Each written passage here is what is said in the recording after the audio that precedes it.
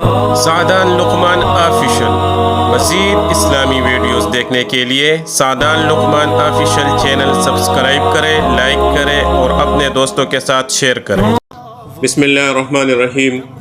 نماز میں قاعدہ کے بارے میں ایک بہت اہم مسئلہ ہے، اس کے بارے میں تفصیل کے ساتھ بات کرنا چاہتا ہوں۔ 4 رکعت والی نماز میں پہلا قاعدہ یہ واجب ہے۔ قاعدہ کسے کہتے ہیں؟ 2 رکعت کے بعد اتحیات پر بیٹھنا، اس کو قاعدہ کہتے ہیں۔ اگر کوئی بندہ یہ قاعدہ بھول جائے اور تیسری رکعت کے لیے کھڑا ہو جائے تو ابھی اس مسئلے کا حل کیا ہے؟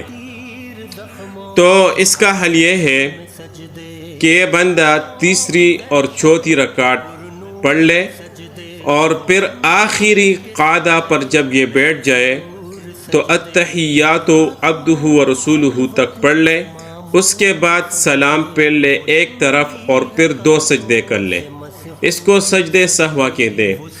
تو چونکہ پہلا قاعدہ یہ واجب ہے اور واجب جب چھوٹ جائے یا فرض میں کوئی تاخیر ہو جائے تو اسی وقت سجدہ سہوا سے یہ نماز پوری ہو جاتی ہے۔